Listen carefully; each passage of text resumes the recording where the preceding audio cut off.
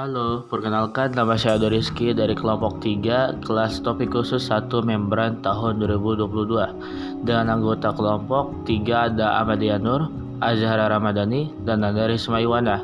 Di sini saya Rizky akan menjelaskan proses pada industri susu atau dairy plant, mulai dari peternakan hingga diproses menjadi susu di pabrik atau dairy plant, di mana di dalam proses produksi ini terdapat atau menggunakan teknologi membran tertentu. Ketika sampai di pabrik, yang di mana susu telah diperoleh dari peternakan, susu akan diperiksa mulai dari bau, suhu, kandungan bakteri dan lainnya. Lalu dimasukkan ke dalam pabrik melalui pipa-pipa yang sudah dirancang sebelumnya ke dalam tangki pencampuran untuk proses pencampuran. Kemudian memasuki proses homogenisasi. Tujuannya agar lemak menyatu dengan susunya. Terakhir, susu disterilkan dari bakteri atau mikroorganisme dengan teknologi tertentu seperti UHT, di mana UHT-nya menggunakan suhu yang sangat tinggi. Contohnya adalah 140 derajat Celcius. Selanjutnya, perkenalkan nama saya Nanda Risma Iwana dari kelompok 3 yang akan menjelaskan tentang jenis membran yang akan digunakan. Teknologi pemisahan membran merupakan proses pemisahan berdasarkan retentat atau jenis dan kandungan umpan membran yang ingin dipisahkan. Retentat dan jenis pemisahan akan menentukan karakteristik membran yang akan digunakan. Teknologi membran menggunakan lapisan semi-permeabel dengan ukuran mikro hingga nano dalam menghasilkan permeat atau hasil penyaringan dengan konsentrasi yang lebih tinggi pada membran yang dikehendaki. Penerapan pada prinsip pemisahan membran dibagi menjadi 4, yaitu ultrafiltrasi, nanofiltrasi, reverse osmosis, dan yang terakhir mikrofiltrasi. Yang pertama, terdapat ultrafiltrasi yang memisahkan partikel dengan berat molekul 1-200 kilodalton dan ukuran pori mencapai 0,01 mikrometer dengan tekanan di bawah 1000 kPa. Pada pengaplikasiannya di industri susu, ultrafiltrasi menghasilkan retentat berisi protein, lemak, dan mineral koloid. Dengan permeat yang mengandung air mineral terlarut, non-protein nitrogen, dan vitamin terlarut. Kemudian terdapat nanofiltrasi yang memisahkan partikel dengan berat molekul pada rentang 300-1000 dalton. Nanofiltrasi dapat memisahkan ion dengan tekanan yang lebih rendah dari reverse osmosis.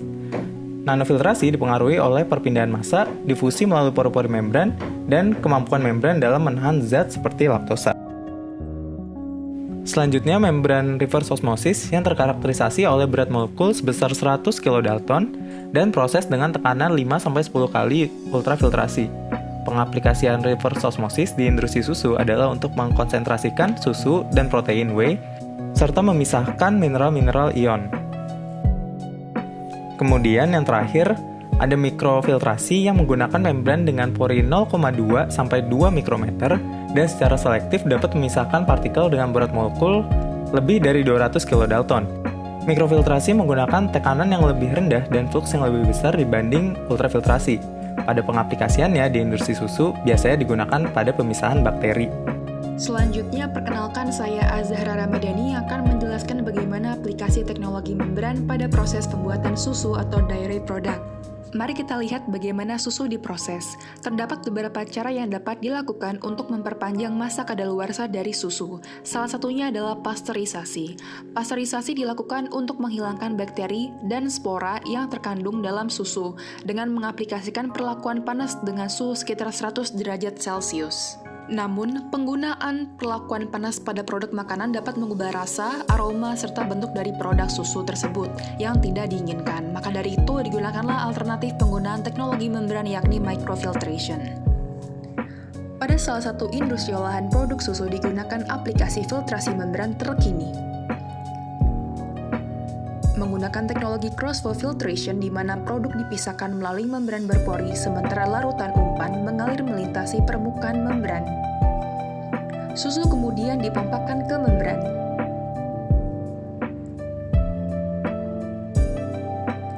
Dengan membentuk lapisan membran spiral wound,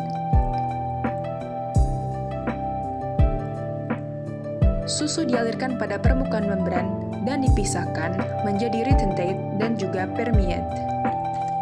Pada permeate, terdapat laktosa dan patogen yang tidak diinginkan dan dialirkan melalui pipa permeate. Pada retentate, merupakan susu terkonsentrasi dan bersih yang dialirkan kembali untuk peningkatan konsentrasi protein.